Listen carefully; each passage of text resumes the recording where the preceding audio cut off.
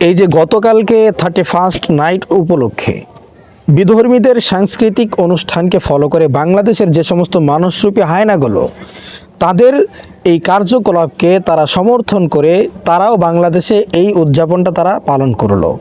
ইসলাম এটাকে পরিপূর্ণভাবে নিষেধ করেছে। যেই ব্যক্তি কোনো ইসলাম বিরোধী বিদ্বেষীদের সঙ্গে তাদের সম্পর্ক সাদৃশ্য থাকবে, কাল কিয়ামতের ময়দানে তারা তাদের সঙ্গে হাসর নাসর করবে। অর্থাৎ আপনি মুসলিম হয়ে যদি আল্লাহর নবী সাল্লাল্লাহু আলাইহি সাল্লামের হাদিস বাতলানো অনুযায়ী যদি আপনি কোনো মুসলমানের সঙ্গে, যে ব্যক্তি ভালো তার সঙ্গে যদি আপনার সম্পর্ক অটুট থাকে, তাহলে তার হাসর আর আপনার হাসর একসঙ্গে হবে। আর যদি কোনো ইসলাম বিদ্বেষী বেঈমান কাফের মুশরিক তাদের সঙ্গে যদি আপনার সম্পর্ক ভালো থাকে, তাদের সঙ্গে আপনার হাসর নাসর হবে। এই কথা তো স্পষ্ট কোরআনের মধ্যেও বলা রয়েছে, আপনারা জানেন। তাহলে যে জিনিসগুলো আমাদের জন্য করা নিষিদ্ধ আল্লাহর নবীর পক্ষ থেকে বাণী এসেছে আল্লাহর পক্ষ থেকে, তাহলে আমরা কেন সেই সব জিনিসকে পালন করব? 31st নাইট এটি কিন্তু ইসলামে পরিপূর্ণ হারাম। এটিকে যারা সমর্থন করবে, ভালোবাসবে, এটিকে যারা সাপোর্ট করবে, তারা হচ্ছে ইহুদিদের দালাল। কারণ তারা মুশরিক, তারা কুফফার, তারা কাফের, তারা বেঈমান, নাস্তিক, ইসলাম বিদ্বেষী। তাদের সঙ্গে যদি আমরা মুসলমান হয়ে তাদের ধর্মকে আমরা ফলো করি, তাহলে এটার দ্বারা আমরা কি পালন করলাম? আল্লাহর হুকুম পালন করলাম, নাকি রসুলের হুকুম পালন করলাম, নাকি ইহুদি বেঈমানদের অনুসরণ করলাম? তাহলে বুঝেন, আপনাদের এই সমস্ত কার্যকলাপের জন্য আমাদের বাংলাদেশে যেহেতু মুসলিম সংখ্যা বেশি, তাহলে আমাদের উচিত ছিল 31st নাইট, বছরের প্রথম দিন, বছরের প্রথম শুরু, এই প্রথম শুরুটা আমি কিভাবে করব?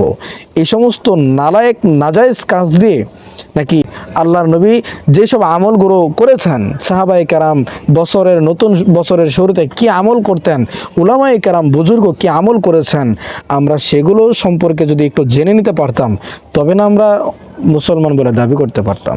তাহলে বুঝেন, বিষয়টা হচ্ছে কি জানেন, এই যে আপনারা যারা গতকালকে 31st নাইট উপলক্ষে এই সমস্ত বাদ্যযন্ত্র, গিটার, বোমা, আতশবাজি ফুটিয়েছেন, আপনাদের এই যে মানুষরূপী হায়নার হিংস্র প্রাণীদের মতো আপনারা যে সমস্ত কাজগুলো করেছেন, এটার দ্বারা বন জঙ্গলের যে সমস্ত হিংস্র প্রাণীগুলো আছে তারাও আপনাদের কাছে মাথা নত করে দিয়েছে। তারাও বুঝতে পারছে এই সমস্ত জানোয়ারদের কাছে যদি আমরা থাকি, তাহলে আমরা আল্লাহর পক্ষ থেকে যে কোনো সময় আসমান থেকে গজব আসতে পারে। আমরা যদি এখানে থাকি, তাহলে আমাদের উপর আল্লাহর গজব আসমান থেকে আসতে পারে।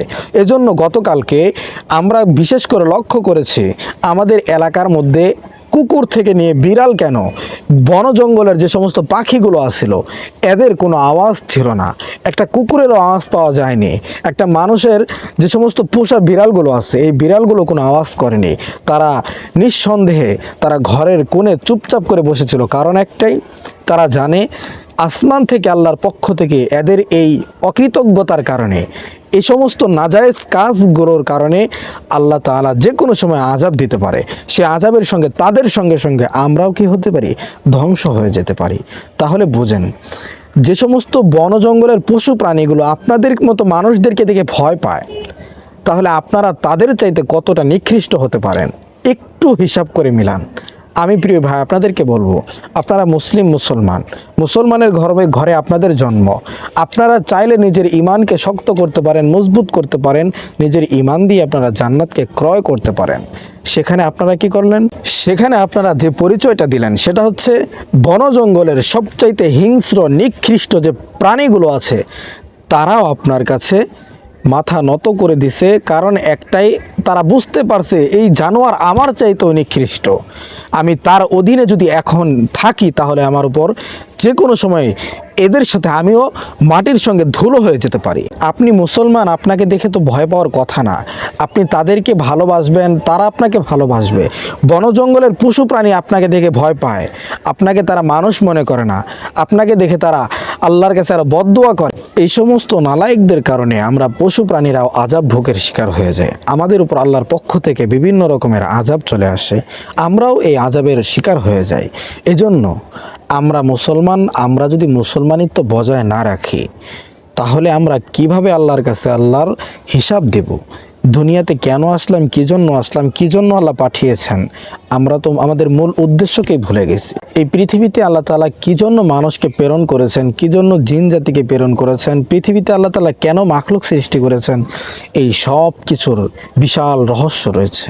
আপনারা সেটাকে খুঁজে বের না করে যেটা আল্লাহর নবী সাল্লাল্লাহু আলাইহি সাল্লাম নিষেধাজ্ঞা দিয়েছেন কঠোরভাবে, কোনো বিধর্মীদের অনুসরণ তোমরা করবে না, বিধর্মীদের কোনো পথ তোমরা অবলম্বন করবে না, তাদের থেকে তোমরা দূরে থাকবে। তাদের প্রত্যেকটা আচার আচরণ জাহান্নামের এটা একটা নমুনা। তাহলে আমরা দিন শেষে কি করলাম? বিধর্মীদের, বিজাতিদের আমরা সেই কার্যকলাপকে আমরা প্রাধান্য দিলাম, তাদের সঙ্গে আমরা তাদের উদযাপন পালন করলাম এই বাংলাদেশের মাটিতে। আপনারা যে কাজগুলো করেছেন গতকালকের রাত্রে, আমরা আপনাদেরকে কিভাবে বোঝাবো, কিভাবে বোঝাইলে আপনারা বুঝতে পারবেন আমরা জানি না। আপনাদেরকে অনেকভাবেই বোঝানো হয়েছে, এগুলো ইসলাম বিদ্বেষী যারা, তারাই এই অনুষ্ঠানগুলোকে করে থাকে। আপনারা আজও যদি আল্লাহর পথে ফিরে না আসেন, অবশ্যই আপনারা আল্লাহ তাআলার কাছে এই হিসাব দিতে পারবেন না, ধরা খেয়ে যাবেন। সুতরাং গতকালকে যে সমস্ত ভাইরা এই উদযাপন পালন করেছে, তাদের মধ্যে হাজারো ব্যক্তির আজকে দুনিয়া থেকে চলে গেছে ফজরের আগে।